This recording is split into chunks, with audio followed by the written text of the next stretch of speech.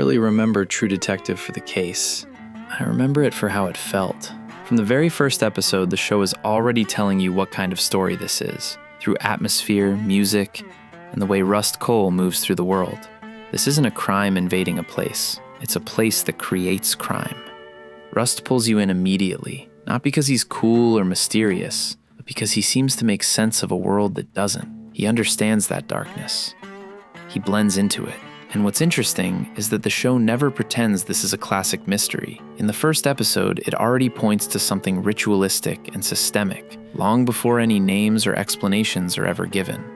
So in this video, I want to look at why True Detective feels so different, how its atmosphere, its characters, and its ending turn a crime story into something much more human and unexpectedly hopeful.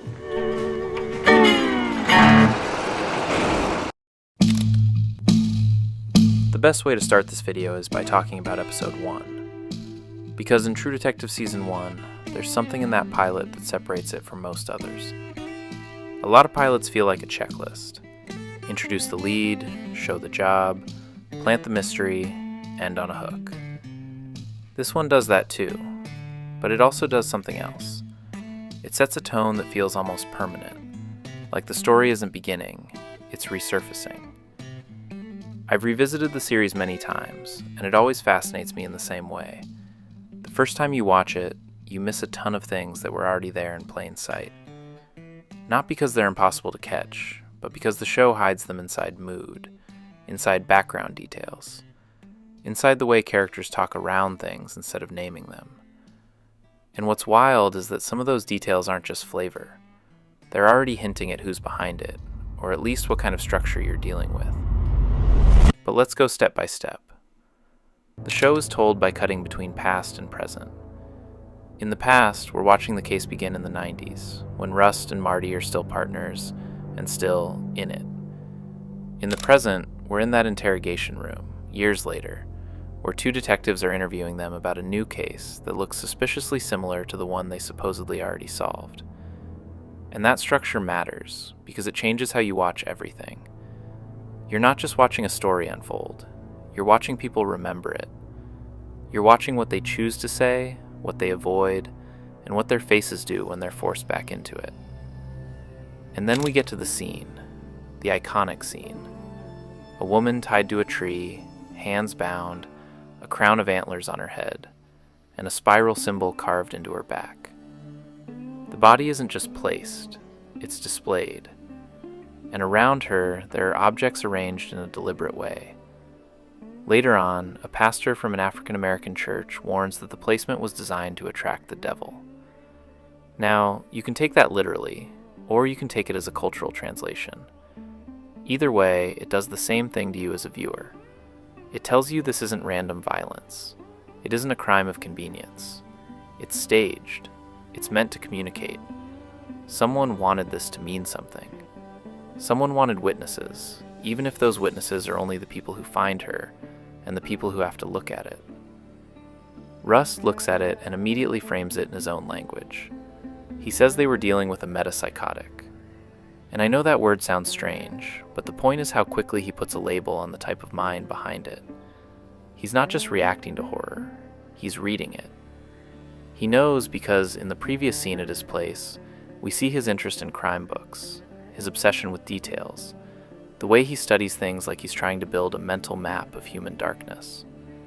He understands the psychology behind those profiles, so he explains. We had a metapsychotic. I tried to explain it, but... And from there, we cut to that moment where he tells Marty it's going to happen again. And maybe it already has. That's one of those lines that feels like it belongs to a ghost story, but it's not delivered like one. It's delivered like a man who has seen enough patterns that the future starts to feel like déjà vu. And that line points directly back to the spiral on her back, and forward to another idea we'll hear later. Time is a flat circle. Time is a flat circle basically means time doesn't move in a straight line, like your life goes from point A to point B, cleanly and only once. It loops. What already happened happens again, and you're back there, doing the same thing over and over. In True Detective, it's framed in a fatalistic way. Not as a fun sci-fi concept, not as a cool twist, but as something oppressive. Like you can't escape what you are, or what you've done, and eventually the past comes back around and collects its debt. It's not literal science fiction. It's a philosophical idea. The closest reference is Nietzsche's Eternal Return. And what's smart is that the pilot doesn't treat this like a big speech with a neon sign. It's introduced like a symptom. Like Rust's mind naturally goes there because he's already living in a world where repetition feels inevitable. And the show places that idea right next to the first crime scene, almost like it wants you to connect the spiral to the concept. The spiral on the body isn't just a clue. It's an image that matches the worldview. Circles, loops, recurrence, being pulled back. In this first episode, you can already see the difference between Marty and Rust, even if we're only setting it up here. Marty is the more grounded one. He's the guy who wants to keep it simple. He wants it to be one man, one motive, one arrest. He tries not to get pulled into symbols or myths. He prefers to stick to what he can prove. Rust is the opposite. Rust is the one who looks at the scene and, almost from minute one, senses there's something else happening underneath. Not just a killer, but a pattern. Not just violence, but intent. Something that doesn't feel like it ends with a normal arrest and a neat file closed on a shelf. And I'm not going to overdo the contrast here, because this is where I want to hold back on purpose. We'll talk about both of them properly in the next block, because that relationship, and that tension, is a huge part of what makes this season feel so different. For now, what matters is that the pilot shows you how they look at the same world through completely different lenses. Marty wants the world to make sense. Rust believes it doesn't, and he's already adjusted to that. From here, the episode becomes really interesting, and this is what I mean when I say this pilot goes one step further. At this point, everything is ready to start digging into suspects and into what I'd call the case's central motif. Most pilots would just introduce a mystery and then save the deeper stuff for later. True Detective does the opposite. It places the deeper stuff right at the front. Like it's telling you, if you're watching only for the whodunit, you're going to miss what the story is actually about. And what the show dares to do, more than most, is give you hints about who's behind it from the very beginning. Not the kind of hints that scream, "This is the villain," more like quiet breadcrumbs. Things that don't register the first time. Names that feel like background. Lines that sound like noise. But if you come back later, you realize the pilot was already placing pieces on the board. Here's how. The first hint shows up when they interrogate Dora Lang's ex. He's in prison for check fraud. 8 years. And the detail matters not because of the fraud, but because it places him as someone cut off from her. Someone who can only speak about her through memory and through a last phone call. In that last call, he says Dora was thinking about becoming a nun because she was high, and she claimed she had met a king. That's a weird detail on first watch. It sounds like drug talk, like someone trying to romanticize their own spiral. But the word king is doing real work, because the season will later give that word weight. The Yellow King. Not necessarily as a literal crowned man, but as a title, a symbol, something that exists inside the cult's language. So that early mention of a king functions like a small crack in the wall. It's the show telling you the victim had contact with something. She had seen something. Or at the very least, she believed she had. And we'll talk about that properly later, because it opens a whole other set of questions about what the myth is doing inside the story. The second hint comes with Reverend Tuttle. This is one of those moments that is so simple on the surface that you don't necessarily flag it. A reverend shows up. He takes interest. He asks about the case. That's normal, right? A religious figure reacting to a ritual-looking crime. But the show drops key information almost casually. He's connected to charity work around the city, and later we'll learn those charities are tied to schools. And he's also the cousin of the governor, Eddie Tuttle. That second part is the real signal. Because the moment you connect religion, charity, and political proximity, you're not dealing with a random man in the woods anymore. You're dealing with access, with influence, with the kind of structure that doesn't just commit crimes, but can bury them. And if you've seen the show, you already know what it implies when someone like that inserts himself early, positioning himself near the investigation, close enough to hear what's being said, close enough to influence what's being pursued. What makes it unsettling is that the show doesn't present him like a villain.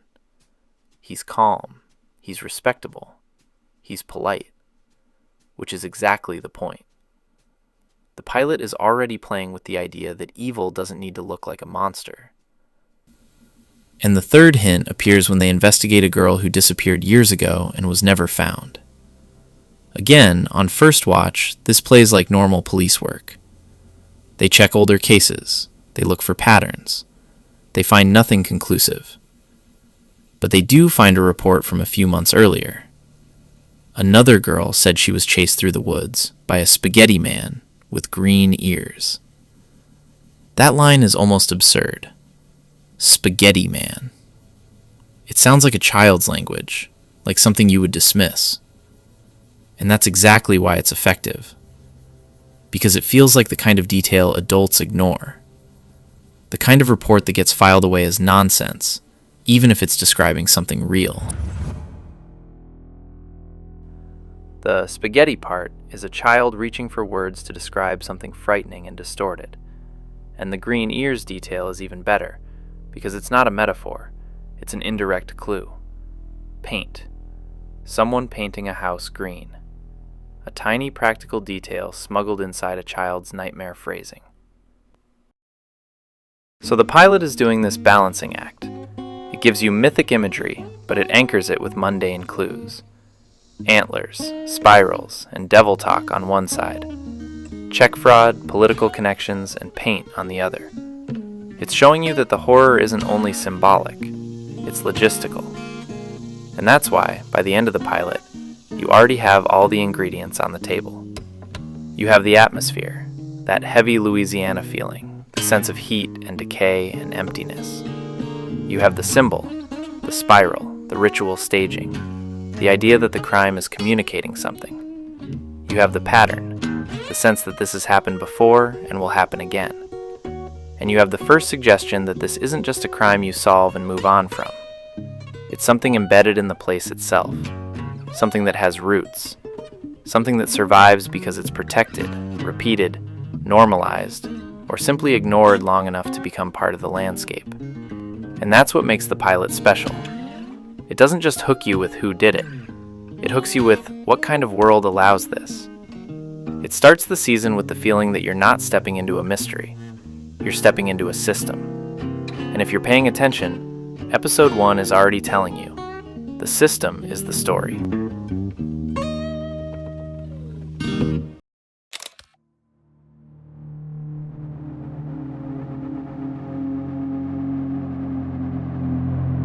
Let's talk about Rust Cohle for a bit. The reason I rewatch this season over and over. Rust feels like someone speaking directly to the state of mind we've been living in lately. That historical exhaustion. Like we're trapped watching the same patterns repeat with different costumes. You open the news, you open social media, you refresh, and it's another loop of the same thing. Another controversy, another decay, another cycle. At some point, you go numb. And Rust basically says it out loud. In the interrogation, in the present-day timeline, he looks at the detectives and says, "Why should I live in the story? I don't want to know anything else. This is a world where nothing is solved." And that hits because it's not only about the case. It's about the feeling that nothing ever really closes. Everything drags on, everything comes back, and the best you can do is learn how to endure it. Rust always gets labeled as the nihilist of the series, and he is. He's anti-natalist. He talks about consciousness as a mistake. He treats human meaning like a defense mechanism.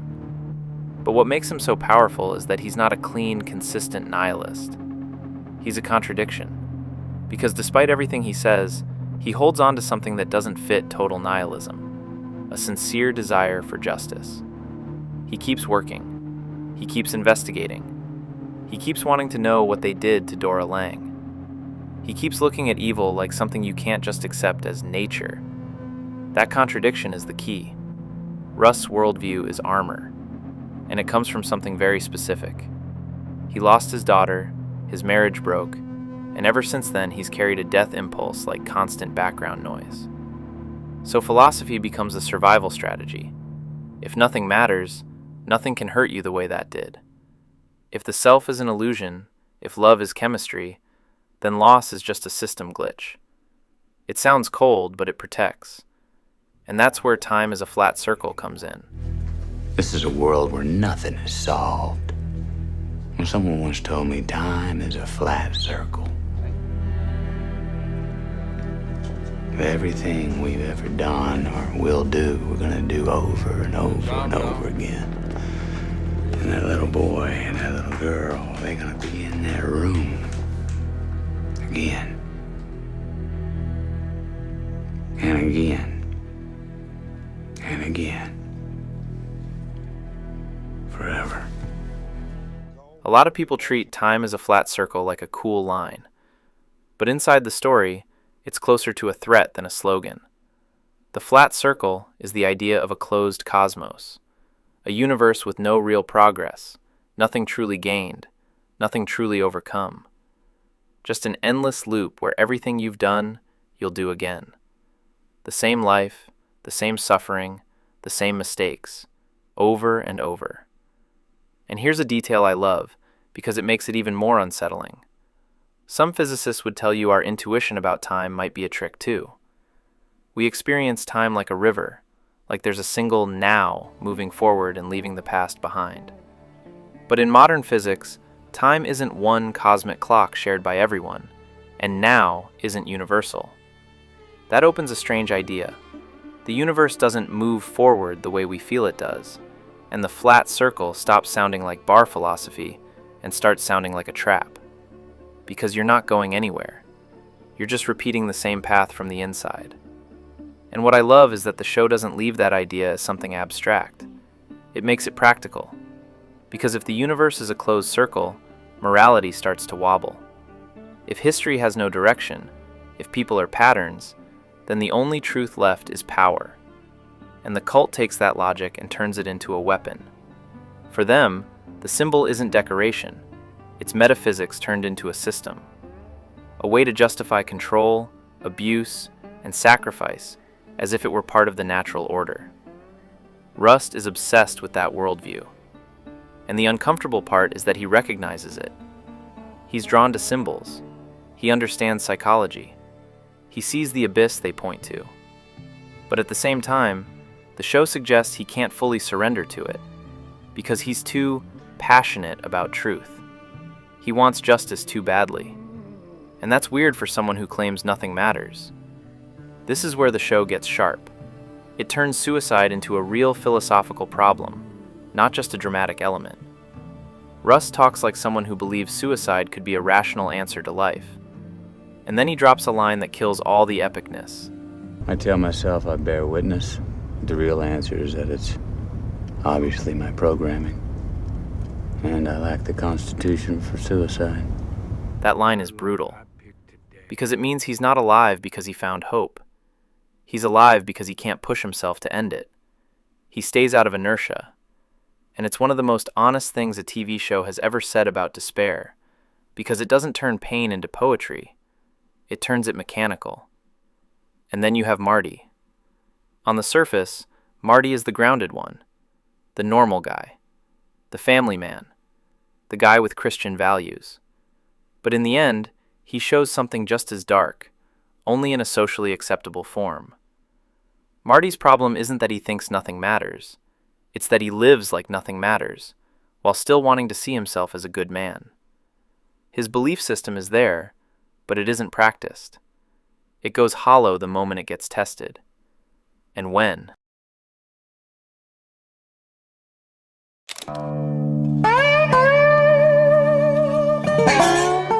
Up to this point, True Detective looks like a case.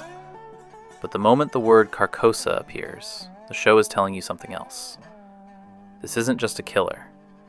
It's a language, a mythology, a way of hiding crime inside something bigger. Because Carcosa and the Yellow King aren't inventions of the show. They come from late 19th century weird literature. Carcosa first appears in an Ambrose Bierce story, 1886, as an ancient, almost ghost-like city. And then Robert W. Chambers picks it up and turns it into a symbol in his book, The King in Yellow, 1895, which works like a kind of cultural infection. A play, a few phrases, names that sound like religion, but smell like disease. True Detective uses those names for a very specific reason, so the case stops feeling local and starts feeling systemic. Like you're not chasing one person, but a structure that's been there for decades. The show reinforces that by planting those words early like breadcrumbs. Notes, symbols, and people repeating them like their internal codes. So the typical question is, okay, who is the Yellow King? And the answer that fits best with how this season is written is this. The Yellow King isn't one specific person. It's a role, a title, a symbol. Errol Childress is the man you actually see, the enforcer, the one who turns the ritual into something physical, the final face of the horror. But the king, as a figure, points upward, toward the network that makes it possible. Money, church, foundations, politics, and a very real ability to bury everything when it needs to disappear. This case isn't held together by one lone madman. It holds because there's an infrastructure around it that protects it. And Carcosa, in the end, becomes the symbolic center of that infrastructure. The place where everything turns into religion, where crime stops being crime for them and becomes ceremony. The camera shoots it like Rust is stepping down into a place outside the normal world. And that's exactly why it hits. Because it's not fantasy. It's the aesthetic of power once it becomes untouchable. And this is where it connects back to the flat circle. Because the cult doesn't just kill. It believes. It believes in a closed universe. A wheel where suffering isn't overcome, it's managed. If time is a circle, then guilt gets recycled. Victims get replaced. And history doesn't move forward. It repeats. And in a world like that, the only thing that ever progresses is control. That's why the Yellow King is such a perfect concept for this season. Not because it gets explained, but because it leaves you with the same feeling the case leaves you with. That you're not looking at a monster. You're looking at a system wearing a normal face. I really want to say thank you for the support on just 2 videos. It's crazy seeing this channel grow so fast. And by the way, if you like Breaking Bad, I've got 2 videos on the channel already, so don't miss those. If you enjoyed True Detective and this kind of analysis, leave a like and subscribe. It genuinely helps a lot and pushes the video to more people. And if you want, tell me in the comments what show or movie you want me to do next. See you in the next one. Cheers.